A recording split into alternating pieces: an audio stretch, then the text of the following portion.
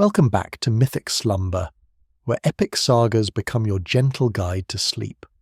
Tonight, we travel to the cold, misty lands of the north to follow the life of Ragnar Lothbrok, a man born of the earth, but whose soul belonged to the sea. Find your most comfortable position, and let your breathing slow to the rhythm of a distant rolling tide.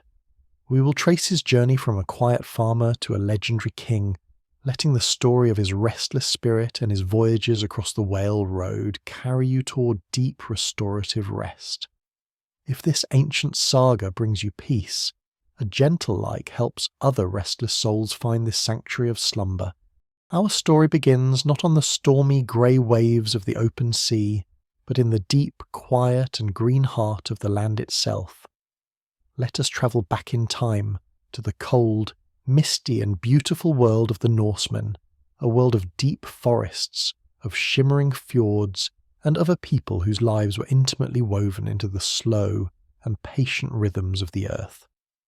Here, nestled between the foot of a great sleeping mountain and the dark, calm waters of a long and winding fjord, lies a single, solitary farmstead. This is the first kingdom of the man who would one day become a legend. This is the quiet, humble world of the farmer, Ragnar. Imagine this place now. It is a small and peaceful clearing, carved from the edge of a vast and ancient forest of pine and of birch. The farmstead itself is a collection of simple, strong and beautiful buildings, made from the dark, heavy timber of the surrounding woods. The main longhouse is a magnificent and sturdy structure, its walls made of great interlocking logs, its roof a thick living blanket of green turf, so that the house itself seems to be a natural and gentle extension of the hill against which it rests. A thin grey ribbon of smoke, smelling of pine and of peat, rises from a smoke hole in the roof, a quiet and constant signal of the warmth, the safety and the life that resides within. Around the longhouse are smaller buildings, a byre for the animals, a storehouse for the grain, all built with the same simple, honest and powerful craftsmanship. The entire farmstead is surrounded by a low, sturdy wooden fence, not a barrier of war, but a simple defining line that separates the orderly human world of the farm from the deep, wild and mysterious world of the forest that lies beyond.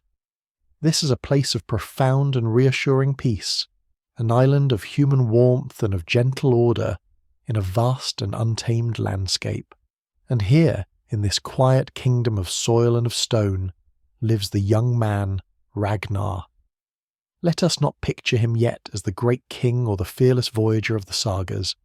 Let us see him here, in his first and truest form. He is a man of the earth.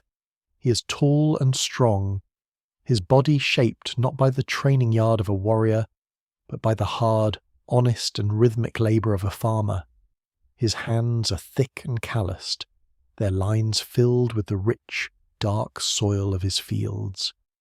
He moves not with the quick, nervous energy of a raider, but with a slow, deliberate and powerful grace, the patient and steady rhythm of a man who understands the long, slow cycles of the seasons. His face is that of a man who spends his life under the open sky, his skin weathered by the sun of the short, intense summer and the bite of the long, cold winter wind. His eyes, the colour of a stormy sea, are not yet filled with the restless fire of ambition, but with a deep, quiet, and observant intelligence. He's a man who knows how to watch, how to wait, and how to listen. He can read the subtle language of the clouds. He can feel the coming of a storm in the shift of the wind, and he understands the deep, silent needs of the soil and of the animals he so carefully tends. He is a son of the earth, and his life is a slow and beautiful dance with the land that sustains him. Let us now spend a quiet year with him on this farm, and let the slow, hypnotic rhythm of the seasons gentle our own minds. Our year begins in the deep, silent slumber of winter.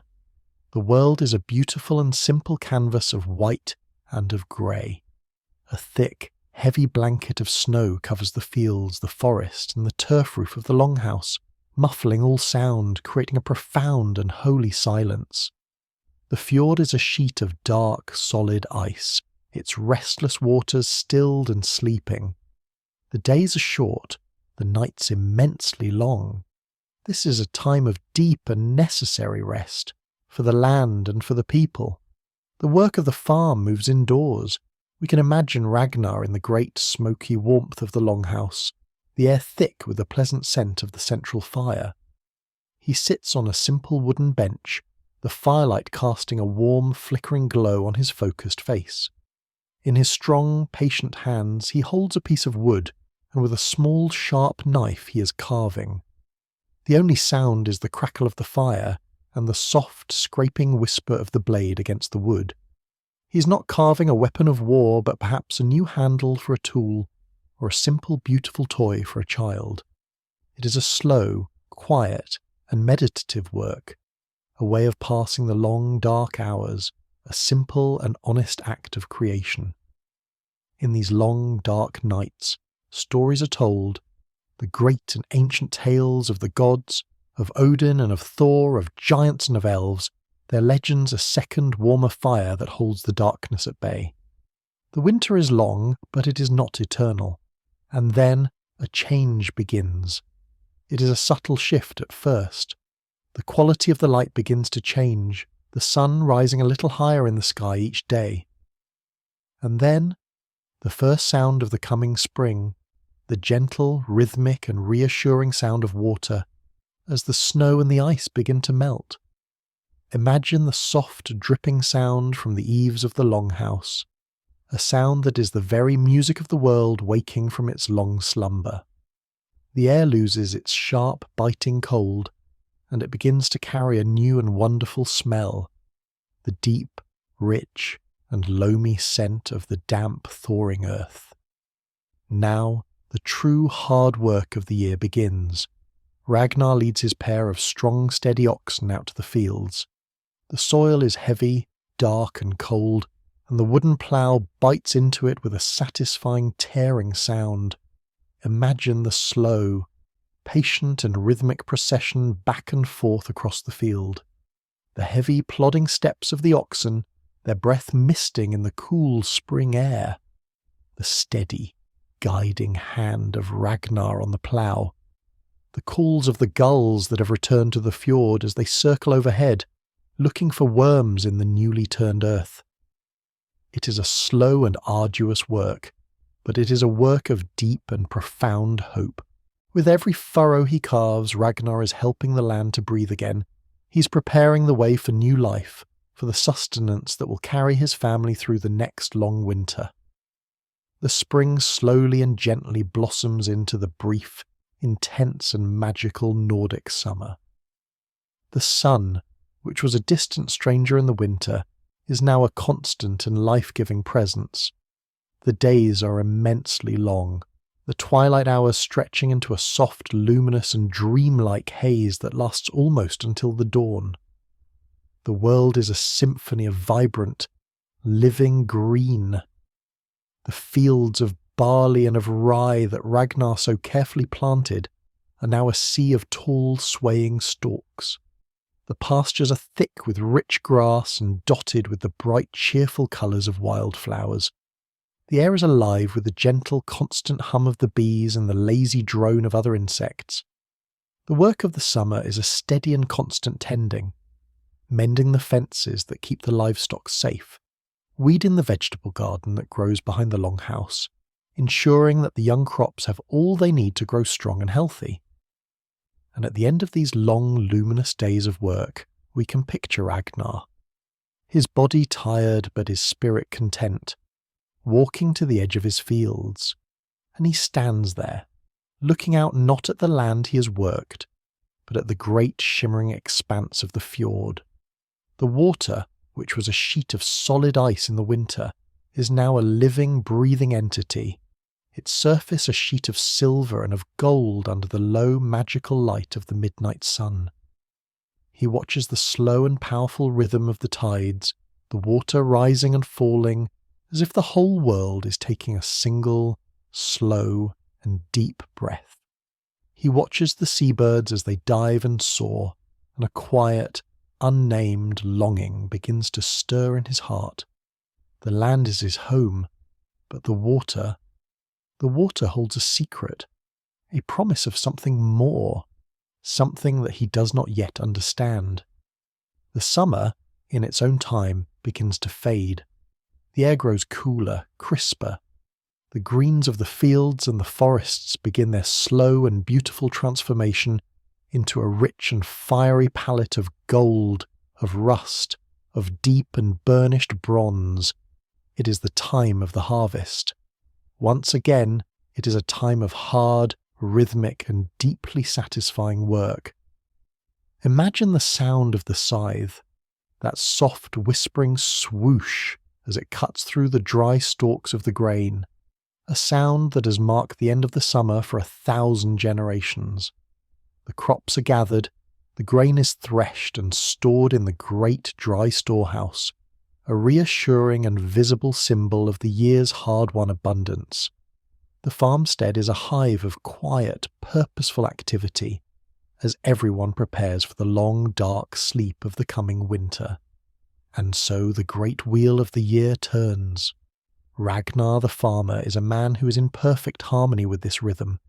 His life is one of deep connection to the earth, of a quiet and profound understanding of the cycles of life, of death, and of rebirth.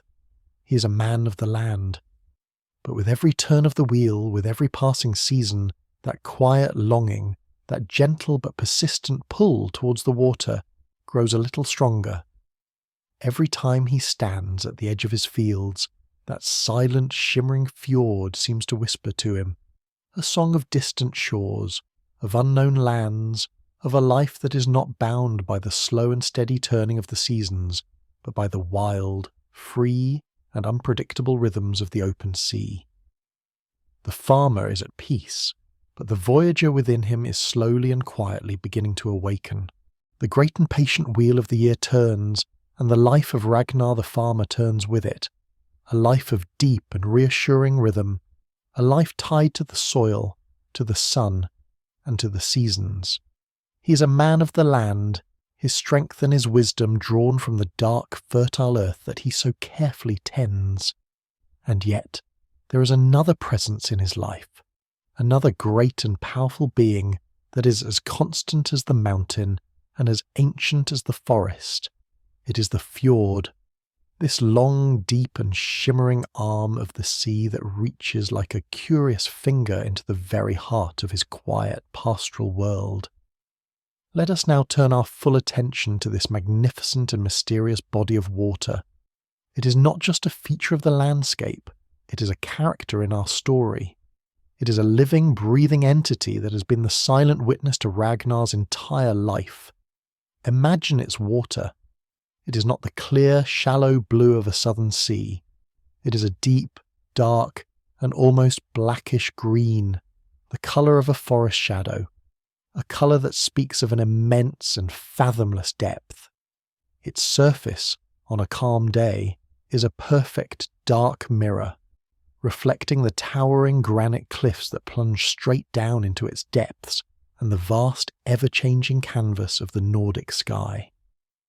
To look into its still, dark water is to feel a sense of profound and dizzying mystery, to feel as though you are looking into the very eye of the world. This fjord is the throat of the great open ocean, and it breathes with a slow and powerful rhythm. Twice a day the tide comes in, a slow, silent and inexorable swelling of the water, a great, cold, salty breath inhaled from the sea.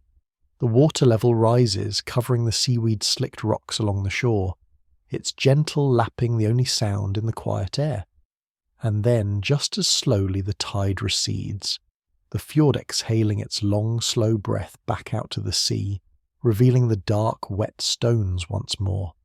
This constant, gentle and powerful rhythm is the deep and steady heartbeat of Ragnar's world, a rhythm that he feels in his own blood, a timeless pulse that speaks of a power far greater and more ancient than his own. and the fjord has a voice. It does not speak in words, but in a language of its own, a language of atmosphere, of sound, and of scent. It speaks in whispers, and these whispers are a constant and gentle call to the farmer's soul. Let us listen now to these whispers and feel their soft and persistent magic. The first whisper is carried on the wind. The wind that blows over Ragnar's fields is not always the simple, earthy breeze of the land. Often, a different wind will find its way down the long, winding channel of the fjord, a wind that is born far out on the open ocean.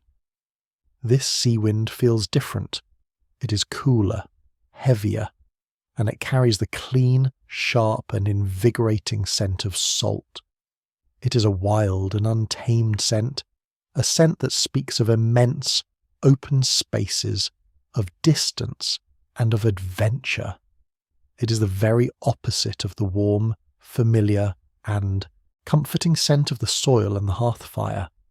When this wind blows, it seems to bring with it the ghosts of other places, the faintest, most subtle hint of the strange, wet shores of unknown lands that lie somewhere out there in the vast and mysterious west. The second whisper is the mist.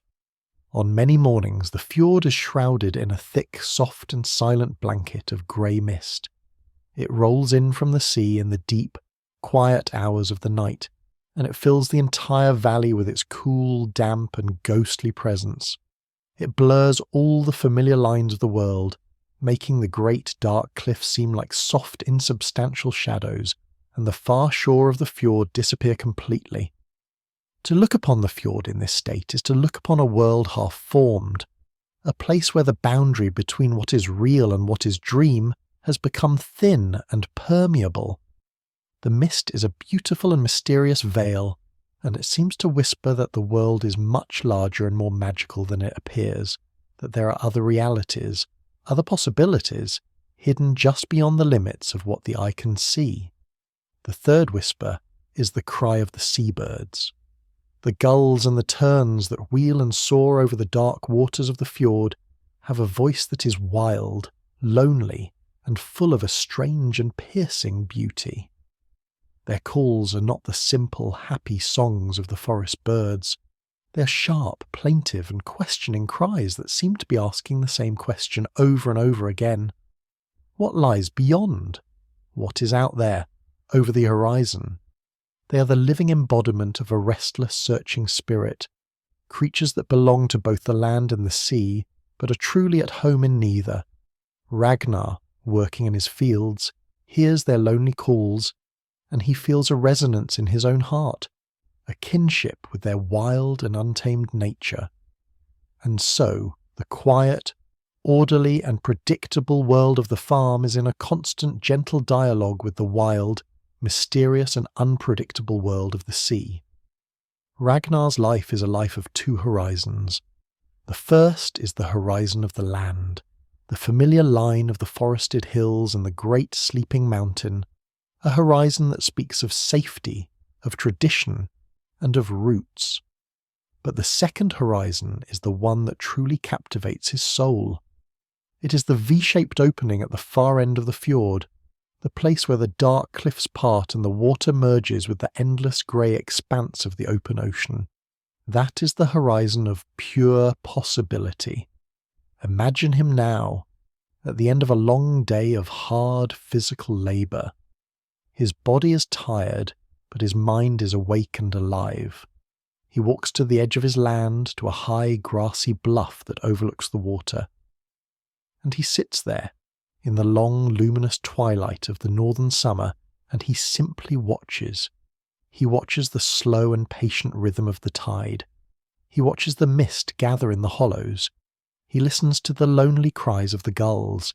His hands, which have been holding the plough and the scythe all day, are now at rest. But his mind is journeying. His gaze is fixed on that distant open horizon, and his soul is travelling out through that opening, out onto the great grey and unknown expanse that the old sagas call the Whale Road.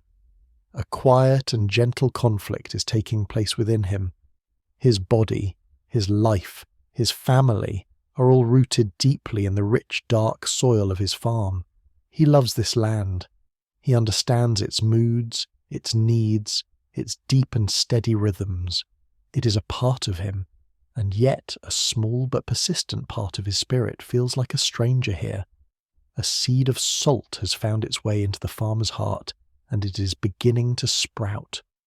He feels the call of the unknown, the deep and powerful human longing to see what lies over the hill, to sail beyond the horizon, to know the unknowable. His dreams, when he sleeps in the warm, safe and smoky darkness of his longhouse, are no longer just the simple, earthy dreams of a farmer. More and more his dreams are filled with the sea. He dreams of the immense, rolling grey waves of the open ocean. He dreams of the sharp, cold sting of the salt spray on his face. He dreams of the creak and groan of a wooden ship, a sound he has never heard but that his soul seems to know intimately. He dreams of strange new coastlines, of misty green islands rising from a grey and churning sea. The whispers of the fjord, the call of the wind, the mist and the birds have done their work. They have awakened something in him, a part of his spirit that was sleeping. His longing is no longer a vague and nameless feeling. It has solidified into a quiet, calm, and unshakable resolve. The farmer has looked upon the water for long enough. Now he knows, with a certainty that is as deep and as quiet as the fjord itself, that he must build a ship. He must learn the secret ways of the sea. He must answer the call.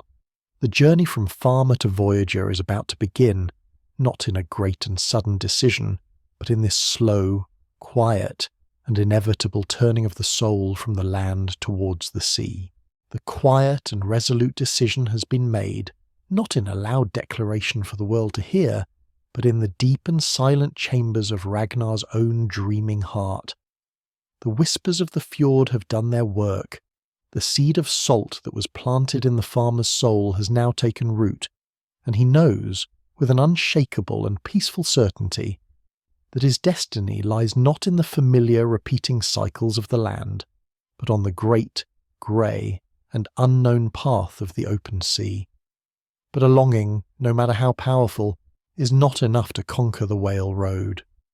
To answer the call of the sea, one must first learn to understand its secret and silent language. And so, a subtle change comes over Ragnar. He is still the farmer. He still rises before the dawn to tend to his animals. His movements still hold the slow, patient and powerful rhythm of the earth. He still walks his fields, his love for the land and for his home undiminished. But now there is a new quality to his attention, a new and deeper layer to his observations. He is no longer just a participant in the life of his farmstead. He has become a devoted and patient student of the greater world that surrounds it. His gaze is now constantly lifted, not just to the fjord but to the sky, to the subtle movements of the wind and the water, to the silent cosmic patterns that hold the secrets of direction and of distance. He begins by learning to read the sea itself. He understands that the ocean is not a barren and featureless void. It is a living, breathing map, full of subtle signs and quiet messages for those who have the patience to learn its language.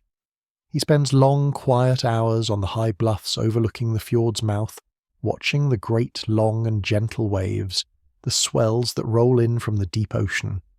He learns that these are not the small, choppy waves created by the local wind. These are the deep breaths of the ocean itself, waves born from great storms hundreds of miles away, or from the steady and constant pressure of the wind on the open water. He learns to feel their rhythm, their direction, their immense and ancient power. He understands that these swells are like invisible roads, pathways of energy that travel across the entire ocean, and that a skilled sailor can feel them in the timbers of his ship and use them to hold a steady course, even when all other signs are gone. He learns to read the water's colour. He sees how the deep, dark, almost black water of the fjord's centre changes as it nears the shore, becoming a softer, greener hue. He learns that a sudden patch of greener water in the open sea can mean the presence of a freshwater current from a great and distant river, a signpost that land is nearer than it appears. He sees how the light plays on the water's surface, and how the patterns of the ripples and the waves can speak of a hidden reef below, or of a sudden change in the wind that is still miles away. And he learns the language of the winds themselves. He can feel the difference between the warm, earthy land breeze that sighs down from the mountains in the evening and the cool, damp, salty sea breeze that blows in from the west in the morning. He learns their habits, their moods, their predictable patterns. The wind is no longer just a force of weather. It becomes a constant and talkative companion, a trusted guide, a source of both power and of information. When the work of the long summer day is done, Ragnar does not always go to his rest in the longhouse.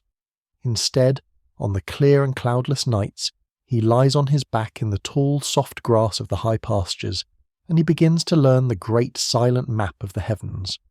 The night sky of the north is a place of breathtaking and magical beauty, and for the Viking navigator it is the most reliable and most sacred of all guides. He learns to find the one star in the entire vast and shimmering canopy that does not move, the guiding star, the North Star. He watches as all the other stars and constellations, the Great Bear, the Hunter, the Heavenly Wain, all seem to turn in a slow and majestic dance around this single, quiet and steadfast point of light.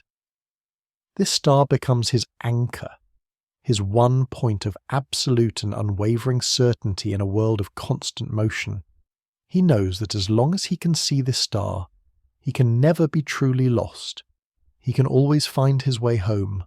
He learns the names and the stories of the other constellations, the tales his father and his grandfather told him by the hearth fire in the deep of winter. They are not just random patterns of light to him now.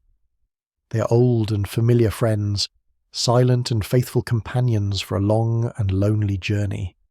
He learns their seasonal paths, how some dip below the horizon in the summer, only to return in the winter. He learns how to use them to tell the time, to measure the long, slow passing of the nighttime hours. The sky becomes a great and beautiful clock, a compass, and a calendar, all in one. To lie under this sky is to feel a deep and profound sense of order, to feel that the universe is not a chaotic and random place, but a vast, intricate, and perfectly constructed mechanism of divine and silent beauty. But the sea is a fickle and moody place. The sun can be hidden by clouds for days, and the stars can be veiled by a thick and impenetrable mist. A true navigator must have a way to find his direction, even when the heavens are hidden from view. And so, Ragnar seeks out the deepest and most secret piece of Viking wisdom. He seeks the magic of the Sunstone.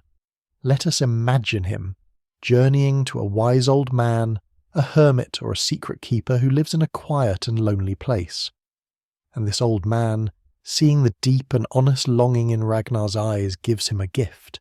It is a small, unremarkable-looking object at first glance. It is a crystal, a piece of iolite or calcite, and it is a milky, cloudy and translucent stone. It seems to hold the very light of a grey and overcast sky within it. It is a piece of captured fog, a shard of a cloud turned to stone. This is the Sunstone, and the old man teaches Ragnar its secret. Imagine a day when the skies are uniform and seamless blanket of grey cloud. The sun is a completely invisible, a forgotten memory. A lesser man would be lost. But Ragnar stands on the high bluff, facing the sea, and he holds the Sunstone up to the grey and featureless sky. He begins to slowly and patiently rotate the stone in his hand, looking through it, up towards the brightest part of the sky. And as he turns it, a small, quiet, and beautiful miracle occurs. At one precise angle, a faint, almost imperceptible, and yet undeniable point of warm, golden light appears in the heart of the milky stone. It is as if a tiny sleeping ember has been awakened, a captured piece of pure sunlight. This small glowing point is the true and hidden position of the sun. The stone has found the sun through the thickest of clouds. It is a form of pure and simple magic, a secret dialogue between the crystal in his hand and the great, hidden star of the solar system. With this stone, Ragnar knows that he can never truly lose his way. He holds in his hand a compass that does not point to the magnetic north, but one that points to the very source of all light and of all life. It is a tool of immense power, but a power that is quiet, subtle, and in perfect harmony with the natural world. And finally he learns the wisdom of the living compasses, the birds. He watches the puffins and the auks, the seabirds that spend their days far out on the open ocean, fishing in the deep, cold waters. But he knows that these birds, unlike the gulls, cannot rest upon the water. Every evening they must return to the land, to their nests on the high, rocky cliffs. And so, in the late afternoon, he watches their flight. He sees them flying with a straight and unerring purpose, all in the same direction. They are flying towards the nearest unseen land. A ship, lost in the fog, could follow these birds and know with absolute certainty that it was flying towards a safe harbour. The world itself is full of such guides, for those with the patience and the wisdom to see them. Ragnar's education is now complete. He has learned the language of the sea, the sky, the stones, and the living creatures. He is no longer just a farmer who dreams of the ocean. He is a navigator. He is a man who holds a deep, quiet, and powerful understanding of the secret ways of the world. The longing in his heart is now matched by a deep and practical wisdom in his mind. The call of the fjord has been answered with a profound and patient apprenticeship. All that is missing now is the vessel, the great and beautiful wooden ship that will carry him out from the safety of his familiar fjord and onto the great grey and wondrous road of his own unfolding destiny. The deep and quiet knowledge is now secure. The secret language of the sun, the stars, and the sea is a map that is now etched into the very fabric of Ragnar's soul. The restless longing of the farmer has been honed and disciplined into the quiet confidence of the navigator. The call of the fjord has been answered with a long and patient apprenticeship. The will is ready, and the wisdom has been earned. But a navigator without a ship is like a bird without wings. And so, the time has come for the dream, the longing, the secret knowledge, to be given a physical form. The time has come to build the vessel that will carry him out onto the great and wondrous road of his destiny. The process does not begin in a noisy shipyard, but in the deep and silent heart of the ancient forest that stands as the eternal guardian of Ragnar's home. A longship is not merely a collection of dead wood. It is a living thing, and its life begins here, amongst its tall and silent brethren.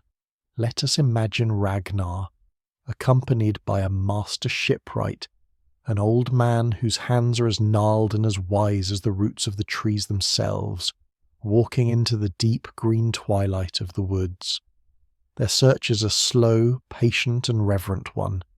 They are not looking for just any timber. They are looking for the perfect trees, trees with the right strength, the right grain, the right spirit. Their first quest is for the keel, the great and mighty backbone of the ship. For this they seek a single, magnificent oak tree, a true giant of the forest that has stood for centuries, its roots deep in the earth, its branches reaching for the heavens. They find it in a quiet, secluded glade, a true king of trees, its very presence radiating a sense of immense, quiet, and unshakable strength. The felling of this great tree is not an act of violence, but a solemn and respectful ritual. A quiet prayer of thanks is offered to the spirit of the tree, an acknowledgement of its long life, and a request for it to share its immense strength with the ship that is to be born from it. The axes ring out, their sound sharp and clear in the still forest air, a rhythmic and powerful song of transformation.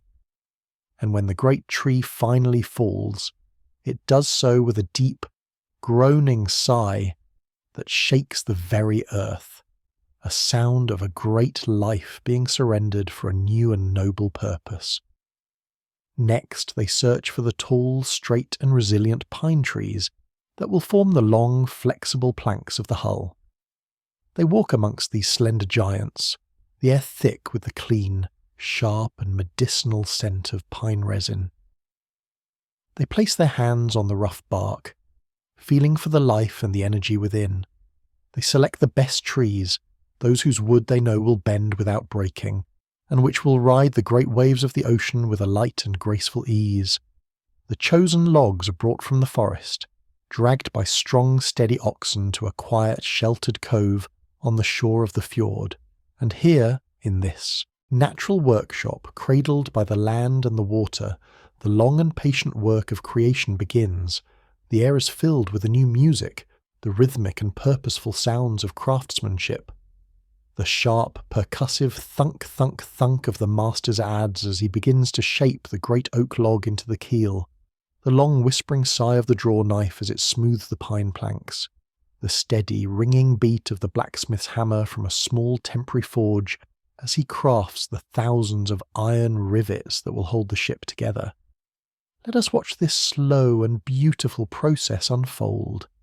The great oak keel is laid down first, a single, powerful line that defines the ship's character, its spine, its core of strength. The shipwright works with a deep and intuitive knowledge, his hands seeming to know the wood in a way that goes beyond mere skill. He is not just carving the wood, he is listening to it, following its grain, releasing the form that was always sleeping within it. Next come the ribs of the ship, the bones of the great sea dragon. The fresh-cut strakes of oak are placed over long pits of hot embers and are drenched with water. They are steamed for hours, until the wood becomes supple and pliable. Then, with a great and coordinated effort, the builders bend the steaming, groaning wood into the perfect curved shape of the hull, and they peg it to the keel to hold its form as it cools and hardens. The air is thick with the hiss of the steam and the rich, earthy smell of the hot, wet wood. It is a process of immense and gentle power, of persuading the strong and rigid wood to accept a new and graceful form, and then begins the long, patient and hypnotic work of building the hull. The long, flexible pine planks, each one perfectly shaped, are laid one upon the other, each plank overlapping the one below it in the beautiful and resilient style known as clinker building. Imagine the slow and steady rhythm of the work. A plank is put in place, held by wooden clamps, holes are drilled, and then the rhythmic sound of two hammers, one on the inside of the hull, one on the outside, as the iron rivets are put in place and peened, binding the planks together in an unbreakable watertight seam. It is a slow and meticulous process, a long and steady song of wood and of iron, of skill and of patience. Day after day, week after week, under the long luminous light of the northern summer, the ship grows. It is like watching a magnificent creature being born. From the single, straight line of the keel, the beautiful, curved, and graceful shape of the Longship begins to emerge. It seems to possess a latent energy, a sense of immense and powerful forward motion, even while it rests here on the land. It is a perfect and beautiful paradox, a creation that is both incredibly strong and incredibly light, both a powerful instrument of purpose and a sublime work of art.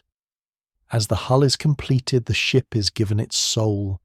A master carver takes a great single block of wood, and in the quiet of the long twilight evenings, he begins to bring the dragon to life. With small, patient and loving cuts, he releases the spirit from the wood.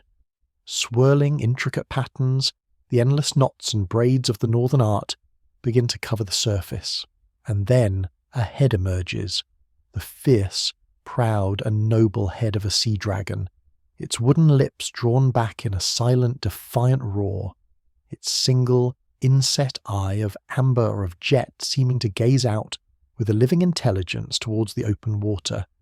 This prow is the face of the ship, the focus of its spirit. It is the guardian that will see the ship and its crew safely through the storm and the fog. Finally, the great single mast, a tall and perfect pine tree, is raised and set in the heart of the ship. A vast square sail, woven from the wool of the farm's own sheep and dyed in bold, proud stripes of red and of white, is bent to the yardarm. The ropes are rigged, the steering oar is set in place. The work is done. The ship is now complete, resting on the shore, a magnificent and beautiful creature, a sleeping dragon dreaming of the sea. A ceremony is held. A name is given, a name of power and of purpose. Perhaps Ormrin Langi, the Long Serpent, or Hafgufa, the Sea Giant. And then, with a great collective effort, the ship is pushed on heavy wooden rollers down the gentle slope of the cove. There is the groaning sound of the wood, the slow and heavy movement, and then a final soft and satisfying sigh as the keel leaves the land and kisses the dark, cool water of the fjord for the very first time, and it floats. It floats with a perfect and serene grace, its long, elegant lines reflected in the still, dark water. It sits upon the fjord, a thing of perfect and powerful beauty, a seamless union of the strength of the forest and the spirit of the sea. The land-bound dream has become a waterborne reality. It is a key, ready to unlock the great grey and mysterious horizon. The farmer now has his vessel, and the sleeping dragon is ready and waiting for its master to awaken it, and to begin its first great journey across the Whale Road. The great sea dragon is now awake. The beautiful and powerful Longship, born from the patient work of hands and the sacred strength of the forest, now rests upon the dark, still waters of the fjord. It is a perfect and complete vessel, its proud, carved prow pointing towards the misty opening that leads to the great unknown sea. It is a promise of 1,000 journeys, a key ready to unlock the world. But a ship, like a sword, must be tested, and a man, before he can become a legend, must first prove his worth by facing a challenge that is worthy of a legend. The call for this first great test comes not from a distant king or a call to war, but as a strange and sorrowful tale that drifts down the fjords on the quiet currents of the wind. It is the story of a noble jarl in the land of Götaland, a man of great wealth and of great sorrow. This jarl has a daughter named Thora, a maiden of such renowned beauty and gentle spirit that she is known as the Light of the North. But a strange and terrible shadow has fallen over her life. She's now a prisoner, not in a dungeon of stone, but in her own beautiful, secluded bower. For her guardian is a creature of immense and terrifying power, a great serpent, a lindworm that has coiled itself around her home, allowing no one to enter or to leave. The story of this serpent is a strange and quiet one. It was not born of some dark and evil magic. Years before, when it was but a tiny jewel-like hatchling no bigger than a man's finger, the Jarl himself had given it to his daughter as a small and exotic pet. But the serpent grew. It grew with an unnatural and alarming speed, its coils becoming as thick as a man's waist, its scales as hard as iron, its eyes as old and as cold as the deep earth. And as it grew, its presence began to change. Its silent, watchful nature became a source of a deep and coiling dread, a venomous silence that seemed to poison the very air around the bower, a great and heavy sorrow that no one could break. Many great warriors and the sons of kings have heard this story. They have come in their shining armour, with their great sharp swords, to try and slay the beast and win the hand of the fair Thora. But all have failed. The serpent's venomous breath, it is said, is a cloud of pure despair that saps the will of even the bravest warrior, and its scales cannot be pierced by any common steel. The Jarl has now promised his daughter's hand to any man, no matter his rank or his wealth, who can free her from this silent, coiling siege. Ragnar, in his quiet farmstead, hears this tale, and in his heart he feels not fear, but a deep and resonant sense of purpose. This is not a battle to be won with brute strength. This is a riddle, a knot to be untied, and it is a challenge that calls to the deep, quiet, and clever parts of his own soul. He knows that this is his test.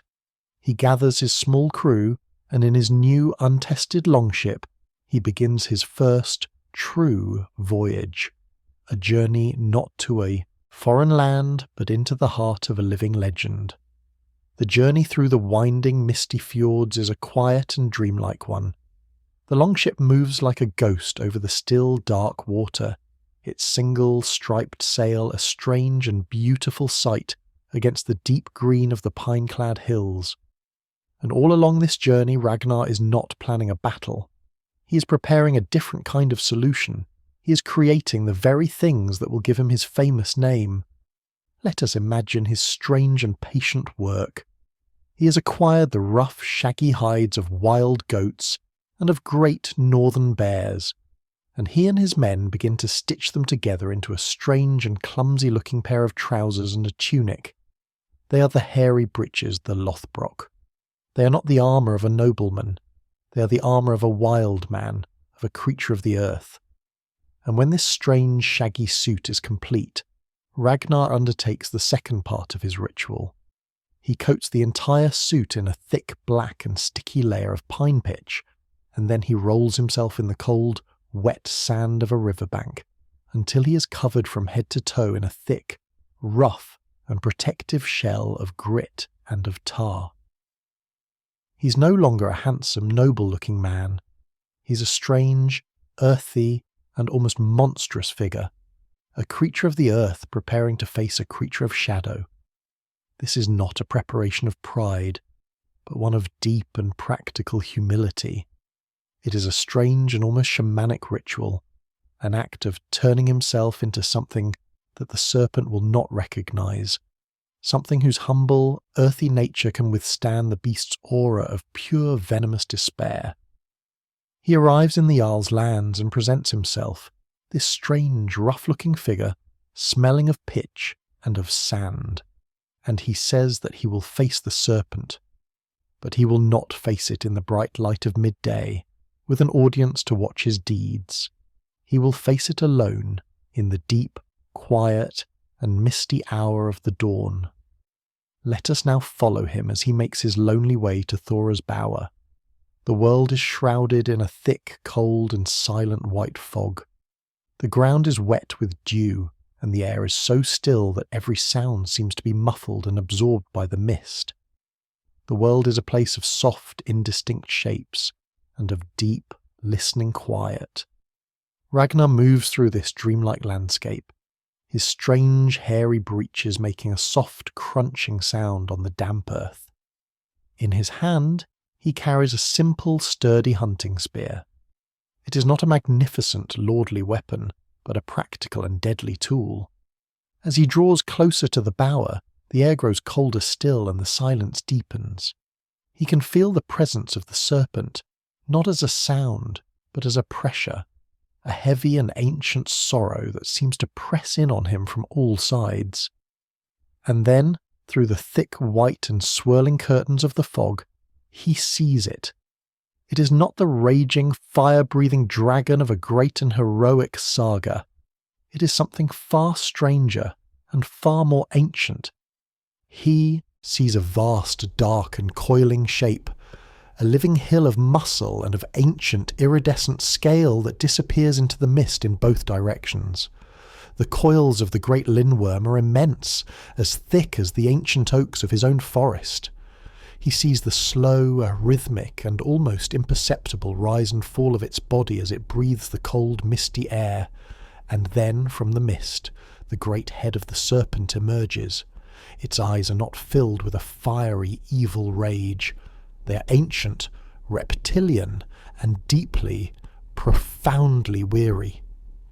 They are the eyes of a creature that has lived for an age, a creature that is a prisoner of its own monstrous and lonely existence. The serpent lets out a long, slow, and almost silent exhalation, and the venomous breath, The aura of pure despair flows towards Ragnar like a cold and invisible tide. But Ragnar is protected.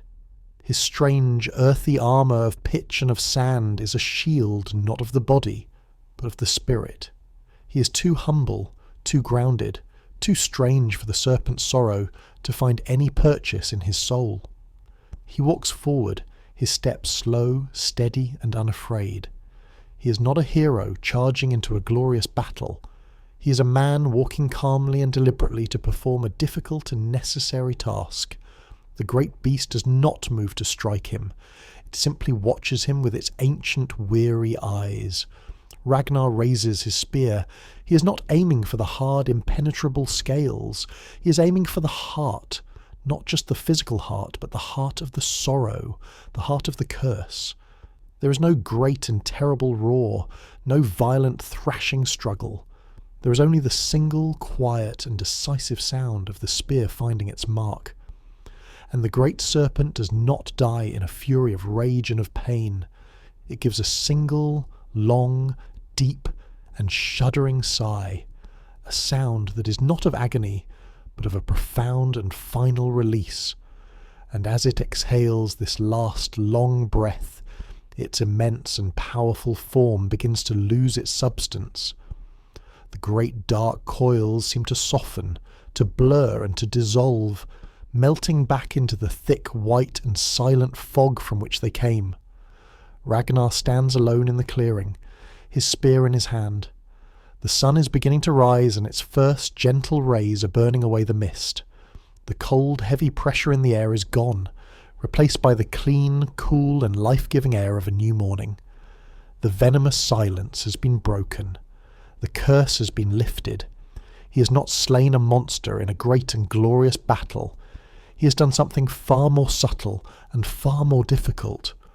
He has faced a great and ancient sorrow, and he has released it from its long and lonely prison. He has proven his worth not through the strength of his arm, but through the unique and powerful combination of his cleverness, his humility, and his courage. The beautiful Thora is freed, and he wins her hand.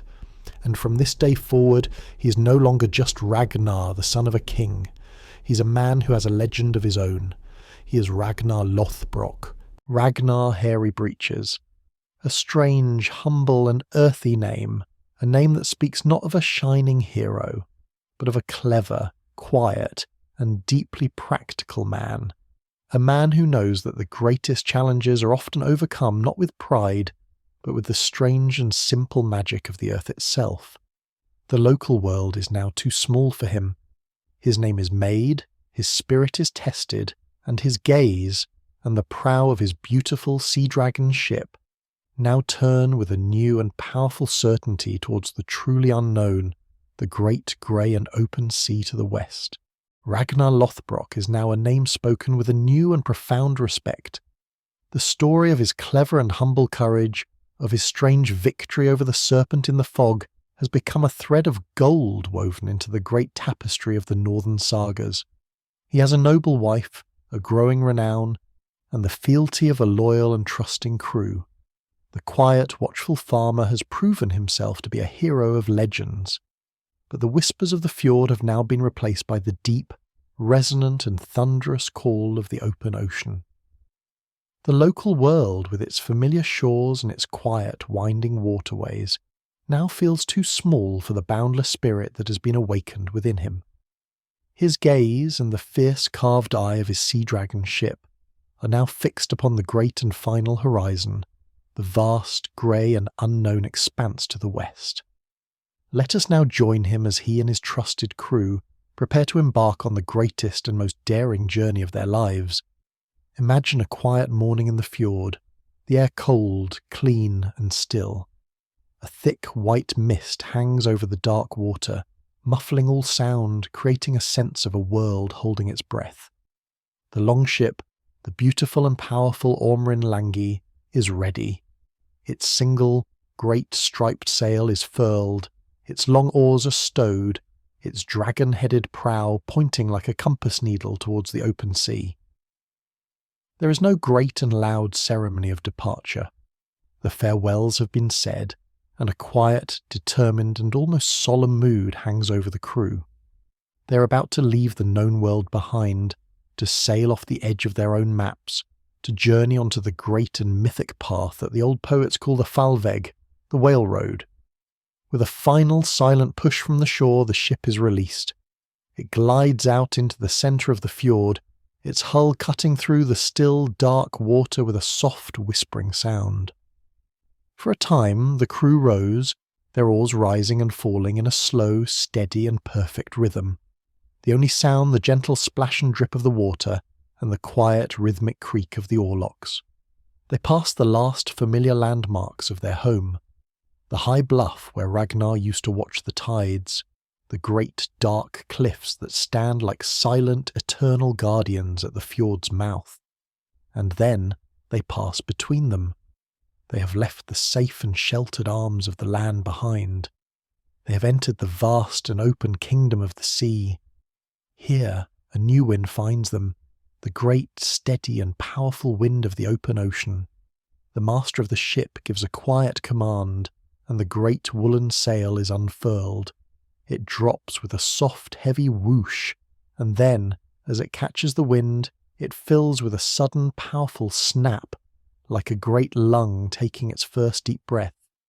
The ship seems to come alive. It leans into the wind, and a new feeling of motion begins, a long, deep, and rhythmic rocking. The feeling of a great and powerful beast finding its stride. The oars are shipped, and the crew settles in for the long journey. The only sound now is the constant, soothing music of the sea, the deep and steady sigh of the wind in the rigging, the powerful, reassuring flap of the great sail, and the endless, soft and rushing whisper of the waves against the hull. Let us settle into the rhythm of this journey, a rhythm that will remain unchanged for many days and many nights. This is a life that is stripped down to its most simple and essential elements. There is the ship, a small, self-contained and living world of wood and of wool. There is the crew, a quiet and disciplined brotherhood, each man with his own task, his own place, all of them moving in a practiced and efficient harmony. And all around them, there is the immense, awe-inspiring and ever-changing presence of the sea and the sky. The days are a long and hypnotic meditation of grey. The sea is a vast rolling plain of liquid pewter, its surface constantly in motion, rising and falling in long, deep and gentle swells. The sky is a high, vaulted ceiling of soft grey cloud, a seamless and uniform canopy that stretches from one horizon to the other. Sometimes the sun will break through, and for a few precious hours, the world is transformed. The grey water becomes a dazzling field of silver and of diamonds, and the warmth of the sun on the skin is a welcome and cheering sensation. But mostly, the world is this simple, beautiful, and deeply calming palette of 100 different shades of grey. Life on the ship is one of quiet, shared routine. The men take their turns at the great steering oar at the stern, their eyes fixed on the horizon, their hands feeling the subtle language of the water and the wind. Others tend to the sail and the rigging, making the small, constant adjustments that keep the ship perfectly balanced and on its course. They share their simple food, the dry bread, the salted fish, and they drink the clean, cool rainwater that they collect in barrels. In the long, quiet hours they might mend a piece of leather or sharpen a knife, their hands engaged in a simple, repetitive task that frees the mind to drift.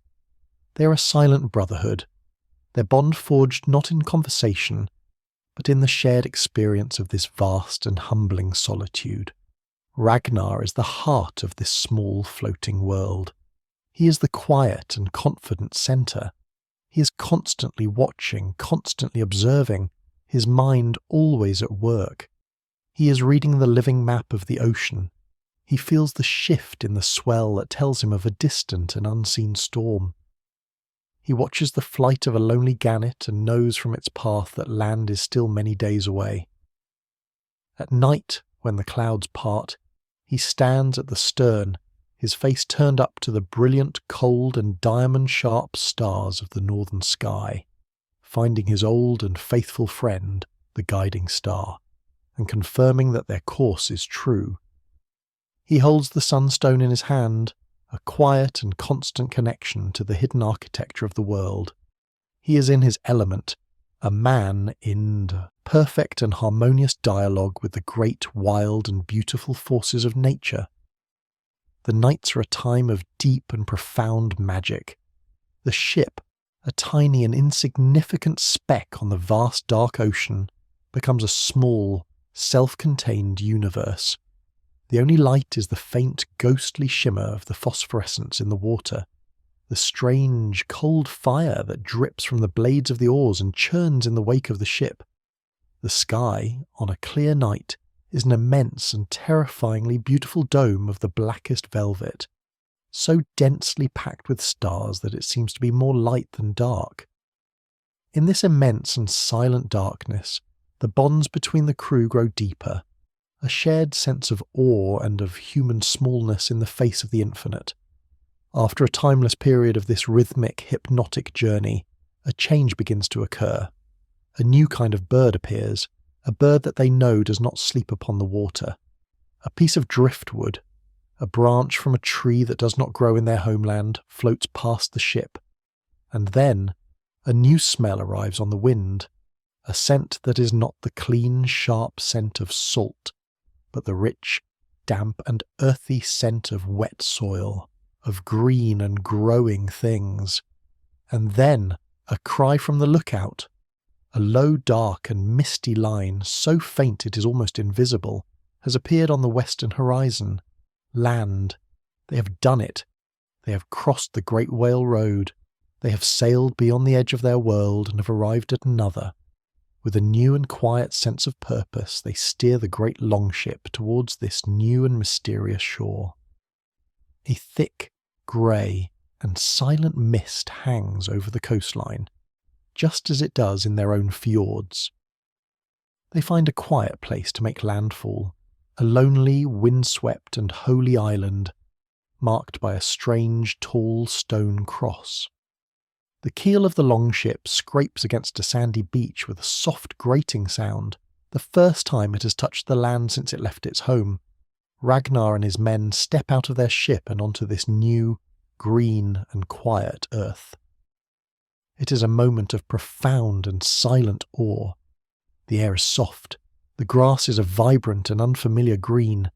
They are strangers here, the first of their kind to arrive in this way, visitors from the world of myth and of the sea.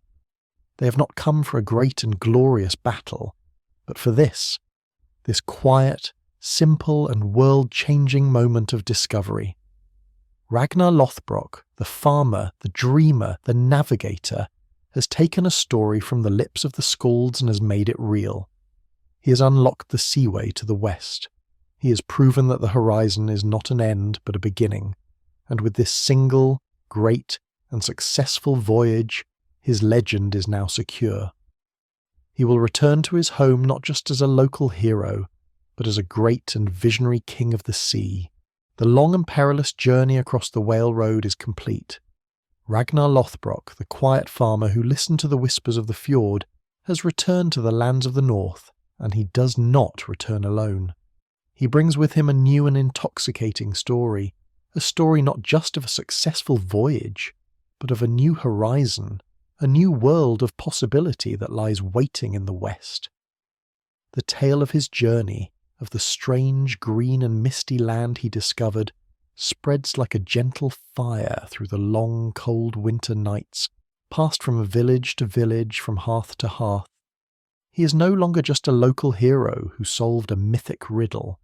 He is now a man of vision, a great and pioneering sea king whose name is spoken with a new and profound awe.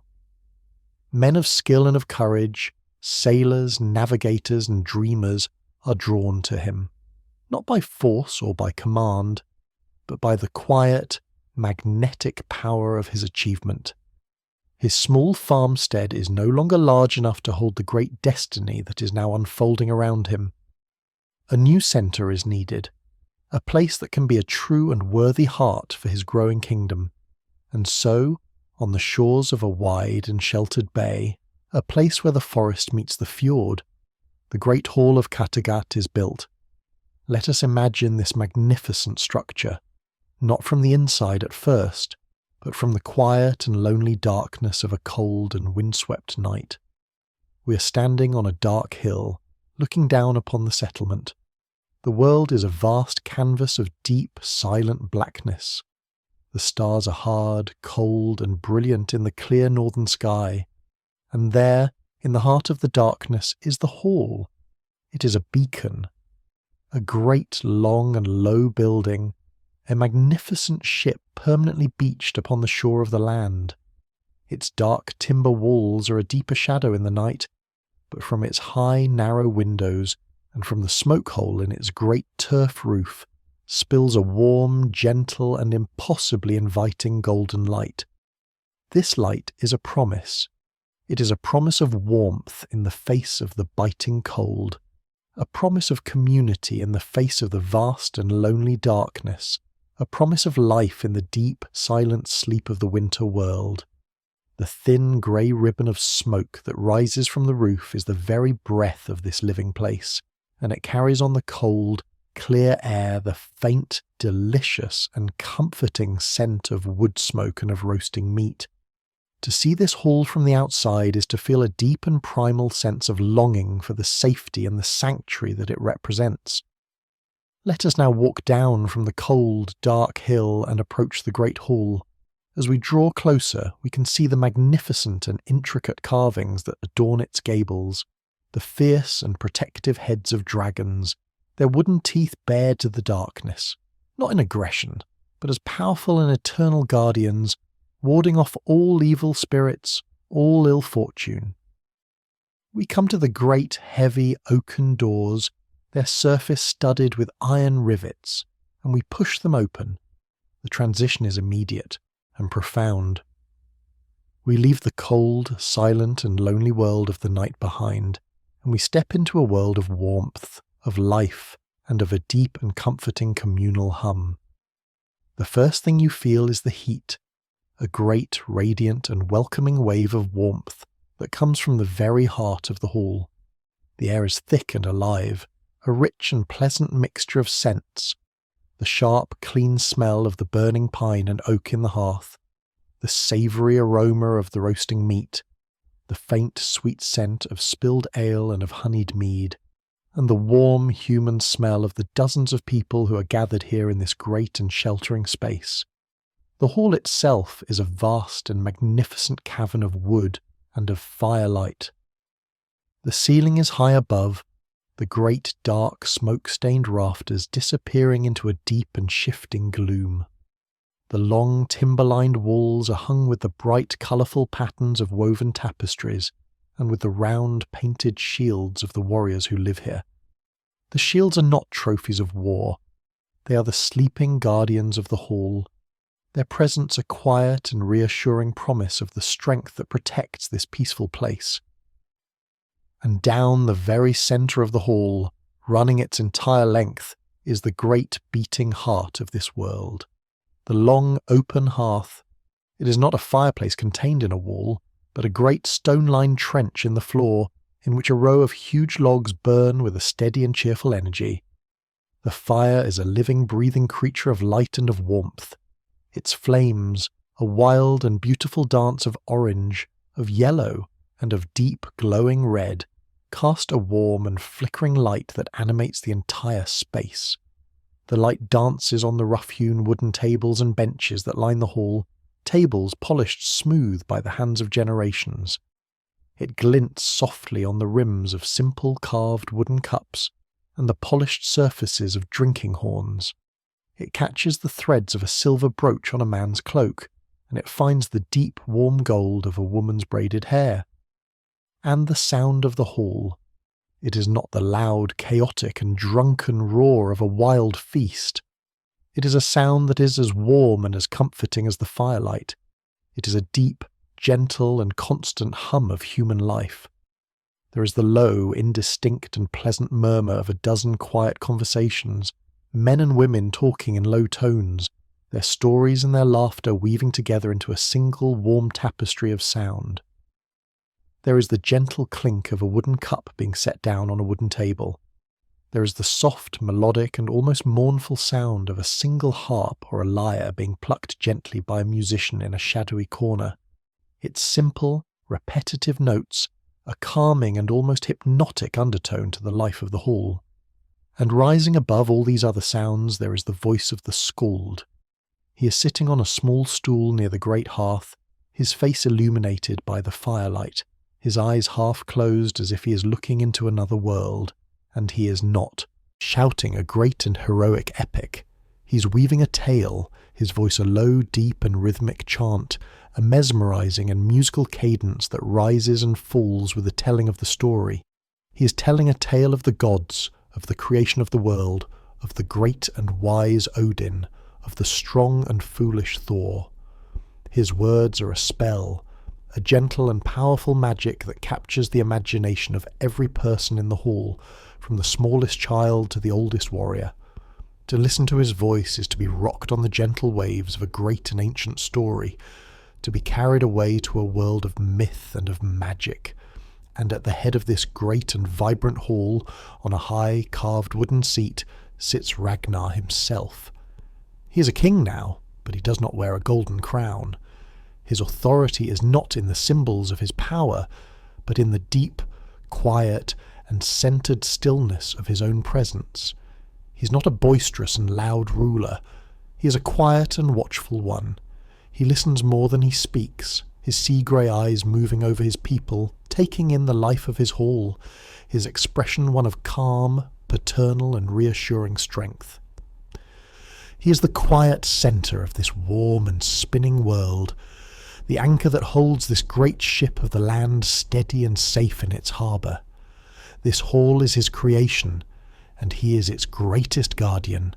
It is a womb of wood and of fire, a sanctuary of community, a place that he has built to keep the cold and the darkness of the world at bay. A warm and living testament to the farmer who knew the deep and simple value of a safe and sheltered home. The great hall was always filled with the echoes of gods and heroes. If there is another Norse saga or Viking legend you would like to hear, told by our fire, feel free to whisper your suggestion in the comments. It is often your curiosity that guides our next journey across the Whale Road. The Great Hall of Kattegat is now the warm, living and beating heart of a growing kingdom. It is a sanctuary of community, a place of safety and of story, its warmth a defiant and cheerful answer to the long, cold darkness of the northern world. And Ragnar, the quiet and watchful king, sits at the centre of this world, his presence the anchor that holds his people steady. He is a man of vision, a man who has looked beyond the horizon and has made his dreams into a solid reality. But the restless, outward-looking energy of a voyager, of a sun that must always be moving, needs a counterpart. It needs a still and quiet centre around which to turn. It needs a moon. And for Ragnar, that moon, that source of quiet, intuitive and mysterious light, is his queen, Aslaug. To understand the profound and gentle power of Aslaug, we must first drift back into the deep and misty landscapes of the oldest sagas, for she was not a woman of common birth. She was, the legends say, the secret and hidden daughter of heroes, a child born from the very heart of the greatest and most tragic of all the northern myths. Her father was Sigurd, the great Volsung hero, the man who slew the dragon Fafnir and claimed its cursed treasure. Her mother was Brynhilda, the magnificent and powerful shield maiden, a Valkyrie who was woken from an enchanted sleep by the hero she was destined to love and to lose. Aslaug was born into this world of epic love and of profound fated sorrow. And when her legendary parents were lost to the great turning wheel of destiny, the infant Aslaug was left alone, a small and precious orphan carrying the blood of dragon slayers and of Valkyries in her veins. To protect her from the greedy and violent men who would seek to use her lineage for their own power, her guardian hid her away. He crafted a great, hollowed-out harp, and inside this musical and secret cradle, he placed the child.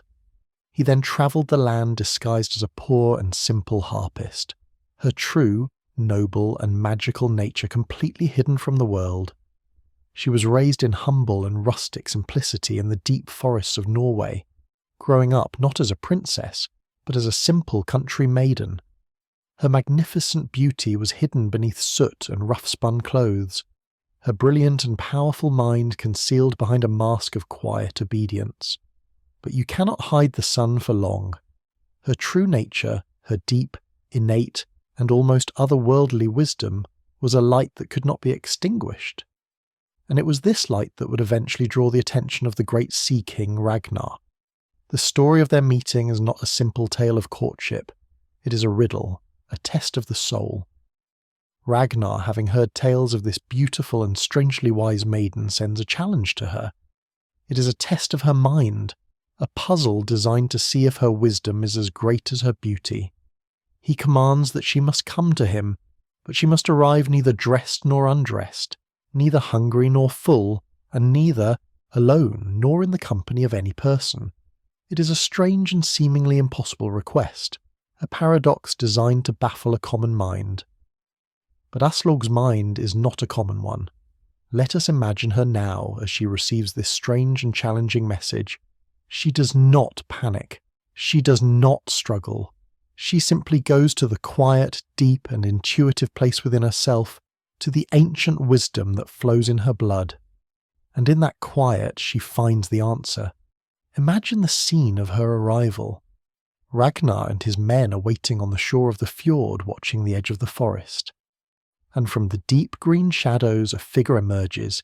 It is Aslaug, and she has answered the riddle with a beautiful and poetic perfection that is breathtaking to behold. She's not dressed in the clothes of a woman, nor is she naked. She's wrapped, from head to toe, in a great fine-meshed fishing net, its delicate crystalline pattern clinging to her form, a garment that both conceals and reveals, a dress made from the very fabric of the sea. And she is neither hungry, nor is she full.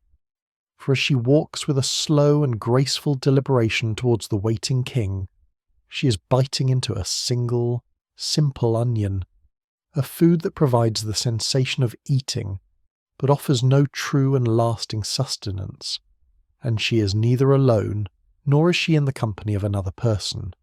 For walking faithfully and silently by her side is her only companion, a great and magnificent wolf, its grey fur the colour of the twilight mist, its wise and ancient eyes fixed upon its mistress.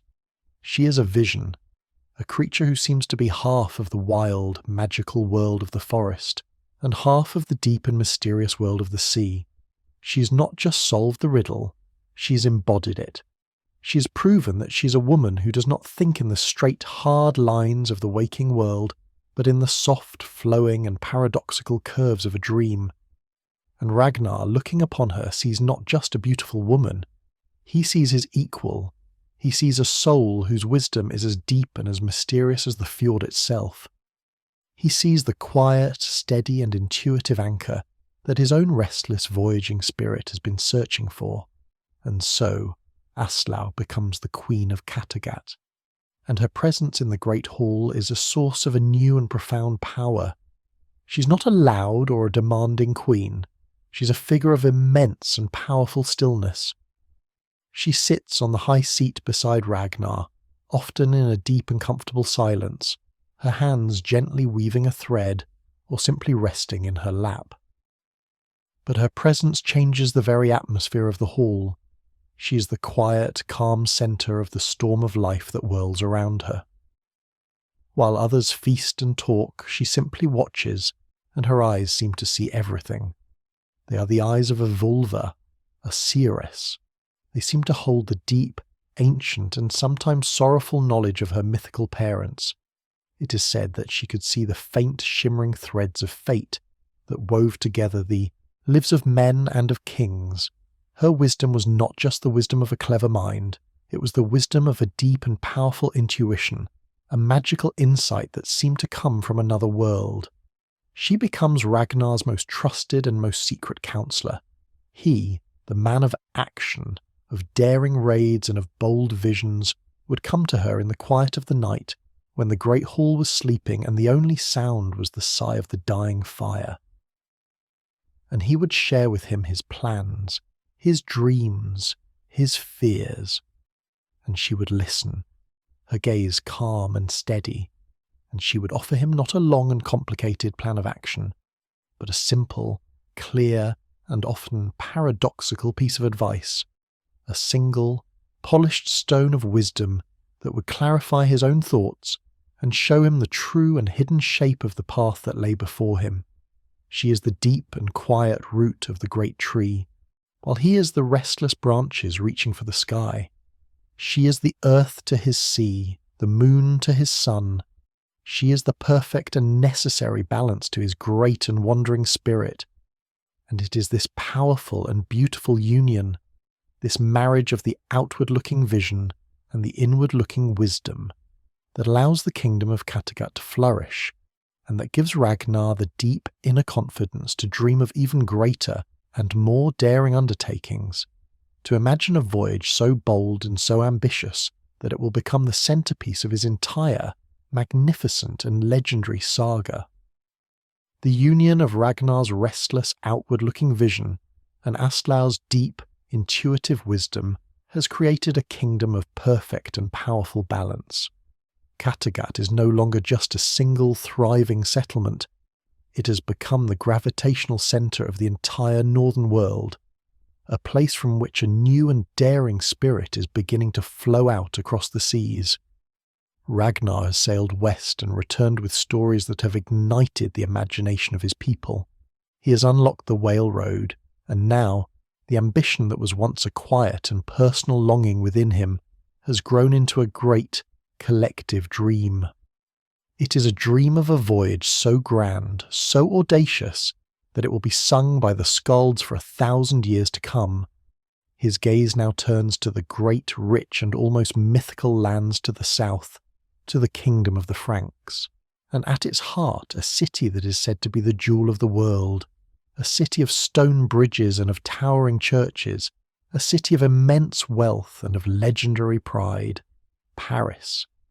To sail there, to show the dragon-headed prows of his ships to the walls of this great city, is a dream of such magnificent and breathtaking arrogance that it could only be born in the heart of a true sea king. Let us now imagine the great gathering. The call goes out, not as a harsh command for war, but as a quiet, irresistible invitation to join in the greatest adventure of the age. From all the long and winding fjords of the north, the longships begin to appear. They glide out from the misty river mouths and the hidden coves, their single striped sails all turning to the south. It is a great and peaceful migration, a gathering of the clans, all of them drawn by the quiet, charismatic power of Ragnar's legend. Imagine the sight of this great fleet, gathered on the open water. It is not 100 ships, but more. A vast and floating forest of tall, slender masts. A great, silent city of wood and of sail, resting on the gentle grey swells of the sea. The air is filled with the scent of the salt and the tarred ropes, and the quiet, purposeful hum of thousands of men, all of them united in this single great and audacious dream. The journey south is a long and hypnotic procession. The great fleet moves as a single, living entity, a vast and beautiful creature upon the face of the water. The days are a slow and gentle rhythm of wind and of wave, of the creak of the timbers, and of the soft, percussive snap of 100 sails all catching the same steady breeze.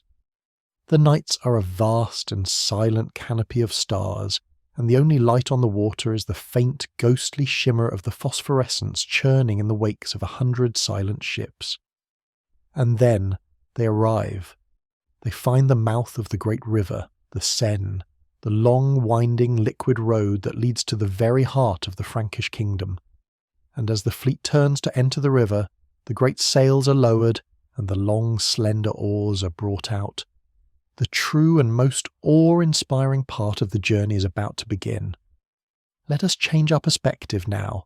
Let us not be on the ships, but on the shore. We are now a simple farmer, a peasant of the Frankish countryside, tending to our fields on a quiet spring morning. The world is peaceful, the only sounds the birds in the trees and the gentle lowing of a cow, and then we see it. Coming around the wide, gentle bend in the river, the first ship appears. It is a strange and beautiful and terrifying sight. It is long, low and graceful, and at its prow is the carved, painted and fiercely noble head of a great dragon, and behind it comes another, and then another, and another. The procession seems to have no end. A vast and seemingly infinite river of these silent dragon-headed ships is flowing up the river. The most profound and unsettling thing is the sound. There are no war horns, no shouted commands, no great and boastful battle songs. There is only a single, vast and hypnotic rhythm, the soft collective splash and drip of 1,000 oars rising and falling in perfect disciplined unison. It is a sound that is as steady and as inexorable as the turning of the earth, a sound that speaks of an immense and unshakable purpose. It is the sound of a destiny arriving. The fleet flows past the small villages, past the quiet monasteries on the river banks. The people of the land come out and simply stare, their minds unable to fully comprehend the sheer scale and the strange silent beauty of this otherworldly spectacle. It is as if a great migration of mythical beasts has risen from the depths of the sea and has decided to swim up their familiar and peaceful river. The sun glints on the rims of the painted shields that are hung along the sides of the ships, and on the blades of the axes and the points of the spears of the silent, watchful men who sit at the oars. Finally, after many long days of this slow and relentless journey upstream, the fleet arrives at its destination. The great and beautiful city of Paris rises from an island in the middle of the river, its stone walls and the high, graceful towers of its churches, a vision of strength and of permanence. And this great stone island now finds itself surrounded by a vast floating forest of wooden masts. The river of dragon ships has come to a halt, and it has formed a perfect enclosing ring around the city. And here the great siege is a siege of pure and simple presence. There is no immediate attack, no great and violent clash of arms. There is only the immense, quiet and overwhelming fact of this vast and silent army, camped on the very doorstep of the city. The Parisians look out from their high walls, and they see a sight that their minds can barely contain. They see the hundreds of dragon prows all silently watching them. They see the thousands of silent, disciplined warriors, and at night they see the 1,000 flickering campfires that spring up on the river banks, a great and menacing circle of man-made stars that mirrors the peaceful and distant stars in the sky above. Ragnar has brought his people to the very heart of the civilized world. He has done what no one thought was possible. He has led this great and magnificent migration, and he has laid siege to the greatest city in Europe with the sheer, quiet and indomitable force of his will. This is the very pinnacle of his life, the highest point of his power and his fame. He has sailed his dream into the heart of reality. He is the master of the whale road, the king of a river of dragons. But as the wise Queen Aslaug knows in her quiet and intuitive heart, a man who sails so high, who flies so close to the brilliant sun of his own legend, is also a man who is destined, one day, to make a long and final journey back down to the earth and to the sea. Years pass as they always do, like a slow and steady river flowing out to the great sea of time. The magnificent triumph at Paris is now a golden and shimmering thread in the great tapestry of the sagas, a story told and retold by the skalds in the long, dark and smoky nights of the northern winter. Ragnar Lothbrok is a living legend, his name a synonym for daring, for vision, and for the bold, restless spirit of the sea. His great hall at Kattegat is the strong and steady heart of a prosperous kingdom, and his sons, the sons of the wise and beautiful Queen Aslaug, have now grown into men. They are great and formidable warriors in their own right, each one a powerful and ambitious echo of their father's own fiery spirit. And in this new age, a quiet and subtle change begins to come over the Great Hall. The stories the skalds sing are now more often of the deeds of Bjorn Ironside, of Ivar the Boneless, of the brave and adventurous sons of Ragnar. A new generation is rising, their own legends just beginning to be written. And Ragnar, the old Sea King, the Lion of the North, now sits on his high seat and he listens. He is older now, his famous hair and beard are streaked with the pale silver grey of a winter sky. His body is still strong, but it has lost the quick and restless energy of his youth. A quiet and reflective mood has settled upon him. He has sailed to the edge of the world, he has looked upon the jewel of all cities. He has built a kingdom from a simple farmer's dream.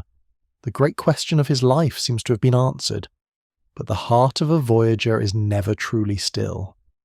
And in the quiet of his own mind, a new and dangerous thought begins to take root. It is the cold, sharp whisper of pride. He sees the growing fame of his sons, and a part of him, the old untamed part, feels a longing to prove that his own fire has not yet been extinguished. He feels a deep and powerful need to undertake one last great voyage, to write one final magnificent verse in his own saga, a deed so bold that it will remind the world, and himself, of the great and powerful king he once was. He decides that he will sail to England once more, the land that first made his name, but this time he will not go with a great and mighty fleet. In his pride, he declares that he will conquer the entire kingdom with only 2 ships. Let us imagine the quiet and sorrowful conversation that takes place in the deep of the night between the old king and his wise and seeing queen. Aslaug, whose eyes can see the faint and shimmering threads of fate, knows that this voyage is a mistake. She does not see glory at the end of this path, but a dark and final knot. She warns him, her voice a soft and gentle whisper in the quiet of their chambers. She tells him that his saga is already a perfect and beautiful thing, that it needs no further verses. She tells him that the ships he has built are not strong enough, that the sea is in a dark and angry mood. Her words are not a command, but a loving and gentle plea, an invitation for him to finally rest, to enjoy the peace of the kingdom he has built. Ragnar listens, and he knows in his heart that her words are true. But the cold whisper of his own pride is a more powerful and seductive song. He has to go. It is his destiny, his weird, and he cannot turn away from it. And so, with a heavy and sorrowful heart, Aslaug prepares for him a final gift, a magical woven shirt that she says will protect his body from any harm. He accepts it, and in a quiet and solemn farewell, he leaves the warmth of his hall, the wisdom of his queen, and he walks down to the shore where his 2 small ships are waiting. The crew is small, made up of old and loyal veterans, men who have sailed with him for a lifetime, and who would follow him to the very gates of hell itself. The departure is not a triumphant affair, it is a quiet and sombre one. The 2 longships, old and weathered now, their dragon prows seeming to droop with a kind of weariness, are pushed out into the grey and choppy waters of the fjord. They raise their sails and turn their prows for the very last time towards the west. The voyage that follows is not like the great and adventurous journeys of Ragnar's youth. The sea is different this time. It is not the open and promising whale road, full of mystery and of possibility. It is a brooding, cold and indifferent entity. Its waves are churning and chaotic grey, its sky a low and oppressive ceiling of dark and heavy cloud. The wind does not fill their sails with a steady and purposeful breath. It toys with them, blowing in fits and starts, a moody and unpredictable force. The easy and harmonious dialogue that Ragnar once had with the sea has been replaced by a tense and difficult struggle. For many days they are tossed on this cold and angry ocean. The mood on the ships is quiet and grim. The men know in the deep and superstitious hearts of sailors that this journey is ill-fated. And then the storm comes. It is not a sudden and dramatic gale. It is a slow and terrifying gathering of the ocean's immense and ancient power. The sky grows almost as dark as night. The wind begins to moan, a low and sorrowful sound that seems to rise from the very depths of the water. And the waves, which were once choppy and chaotic, now begin to organise themselves into great dark and mountainous swells, their tops crowned with a ghostly and furious white foam. The two small ships are like leaves in this immense and powerful tempest. They are lifted up on the back of a monstrous wave, held for a terrifying moment against the dark and angry sky, and then plunged down into a deep and watery valley.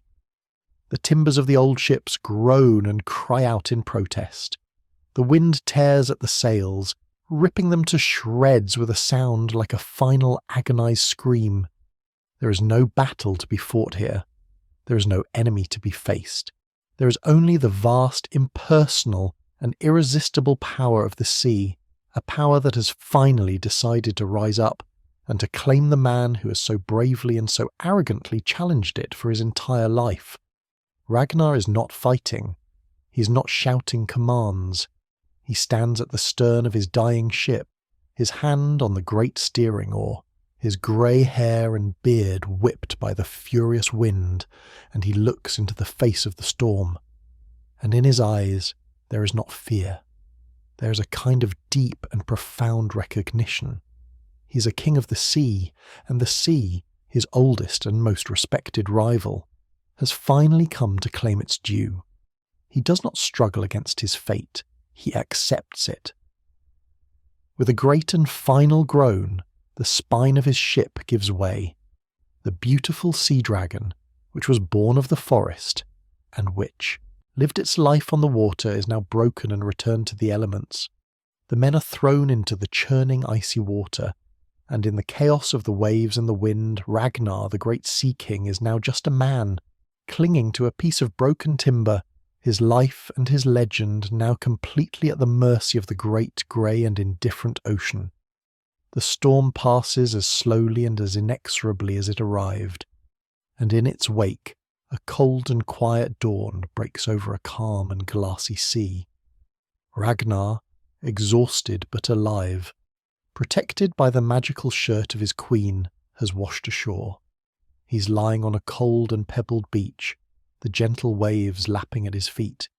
He has survived. But as he lifts his head and looks upon the strange and misty land where the sea has delivered him, he knows that his journey is over. He is alone, a shipwrecked and solitary king on the hostile shores of Northumbria, the kingdom of his old and bitter enemy, King Ella. His last voyage is finished, and his final, great and terrible test, the test of a quiet and lonely darkness, is about to begin. The great and restless journey is over. The last voyage has ended not in a blaze of glory on a conquered shore, but in the cold, quiet embrace of the sea. Ragnar Lothbrok, the Sea King, the farmer's son who became a legend, is now a captive, a solitary and shipwrecked figure in the heart of a hostile land. He is brought before his old enemy, King Ella of Northumbria, a man whose heart has no room for the poetry of a great and noble rival, only the cold and simple calculus of vengeance. Ragnar, protected by the magical shirt of his queen, withstands all torments, his spirit as unbent and as silent as an ancient standing stone. And so, the king, in his frustration and his fury, commands a final and terrible fate. But let us not see this final act through the king's eyes of hatred. Let us see it through the calm, grey and far-seeing eyes of the legend itself. Ragnar is brought to a place of deep, quiet and earthen darkness. In the sagas, it is a pit of serpents. But let us imagine it not as a place of terror, but as a place of profound and final communion with the earth. It is a descent into a deep and waiting silence, a return to the dark, rich soil that he knew so well as a young farmer. The air is cool and still, and it smells of deep, ancient earth and of stone. It is a quiet, contemplative, and solitary space, the final, great longhouse where a king must face the end of his own story. He is not afraid. The fear of death is a fire that was extinguished in his soul long ago, on the cold and lonely waves of the Whale Road. What he feels instead is a deep, calm and powerful sense of completion. The great winding thread of his word, his destiny, has been spun to its very end. All the journeys, all the triumphs, all the sorrows have led him to this single, quiet, and inevitable moment. He is a man who has lived a life worthy of a great and epic song, and he knows that the final verse is now about to be sung. In the deep and patient darkness, he is not alone for long. He feels the presence of the pit's other inhabitants. Let us not imagine them as a writhing, striking mass of terror. Let us see them as the ancient sagas saw them, as the children of the earth, the silent and cold-blooded guardians of the world's oldest secrets. They are sleek, dark and silent shapes that move with a slow, fluid and mesmerizing grace. They are a part of the earth itself, their scales like a mosaic of polished dark stones, their eyes like small unblinking chips of jet. They are not creatures of rage or of malice. They are simply the ancient and eternal force of nature, the quiet and final reality of the world, and they have come to be the silent witnesses to the passing of a great and fiery spirit. And in the face of this deep, quiet, and elemental presence, Ragnar does not cry out in terror. He does not beg for his life. He lifts his head, and from the deep, resonant, and powerful chamber of his chest, he begins to sing. It is his death song. It is not a scream of agony or a plea for mercy. It is a great, proud, and defiant testament to the magnificent life that he has lived. His voice, at first, is a low and quiet hum, but it grows in strength and in power until it fills the deep, dark earthen space with its steady, rhythmic, and hypnotic cadence. It is the voice of a skald in his own great hall, a king telling the final and most important story of all, his own. He sings of his youth, of the feeling of the rich, dark soil in his hands, of the clean, cold air of his northern home. He sings of the first time he heard the whispers of the fjord, the call of the sea that set his entire life in motion.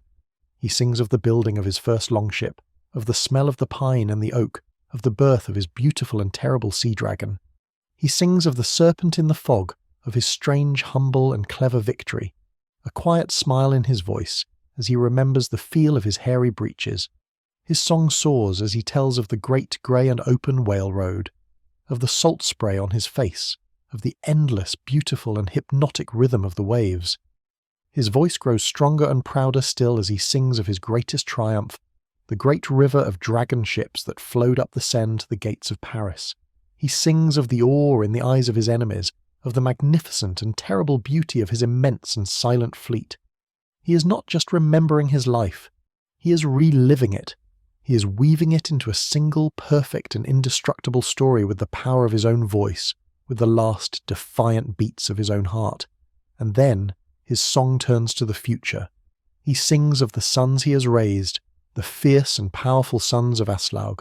He sings of their coming glory, of the great and terrible vengeance they will take for his death. He sees them in his mind's eye, a great wave of northern fury that is about to be unleashed upon the world. He is not just a man dying in a dark and lonely pit. He is a king, and with his last breath, he is setting in motion the next great and epic chapter of his people's saga. Finally, his song turns to his own spirit. He sings of Odin, the All-Father, who is preparing a seat for him in the great shining halls of Valhalla. He sings of the Valkyries who are already on their way to carry his spirit home. He sings of the great feasts, of the drinking horns filled with endless mead, of the joyous, eternal battles he will fight alongside the heroes of old. He sings with a voice that is filled not with fear of what is to come, but with a deep, profound, and joyful certainty. His end is not an end. It is a glorious and welcome transition. The ancient, silent shapes of the earth move closer, their cold and patient work beginning. But Ragnar does not feel them. His voice does not falter. He is lost in his song, lost in the magnificent and beautiful tapestry of his own life. And then, As his song reaches its final triumphant and powerful crescendo, his voice does not break off in a cry of pain. It simply fades.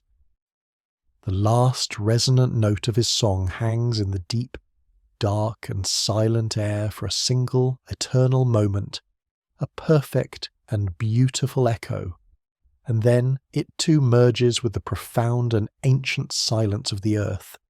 The great and fiery spirit of Ragnar Lothbrok has been released. The man is gone.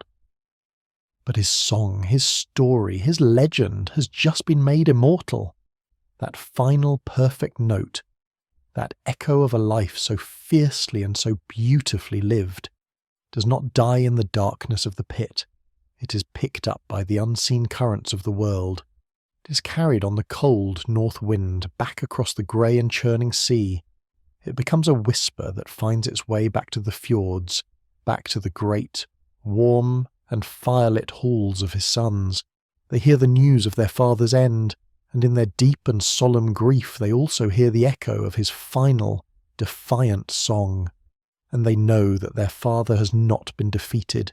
He has been transformed. His story is no longer his own to tell. It is now theirs. The great and sacred duty of the legend has been passed. And so, the story of Ragnar's death becomes the most powerful part of his legend. It is told by the skalds, their voices rising and falling in the firelight of 100 great halls. It is carved in the strange, angular and magical letters of the runes on great, grey standing stones that watch over the land like silent, eternal guardians. The story of the farmer who became a king and the king who died with a song on his lips becomes the ultimate saga of the Viking spirit. He did not die a quiet straw death in a warm bed, the thing he feared most. He died a death that would be sung about for all time, and in this he achieved his greatest and most final victory. His name is now no longer the name of a man. It is a part of the landscape of the north itself. It is a whisper in the sigh of the wind, through the tall, dark pine trees.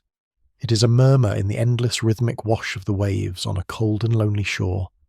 It is a story that has found its final and perfect rest, not in the feasting halls of Valhalla, but here in the deep, quiet and eternal mythic slumber of the world.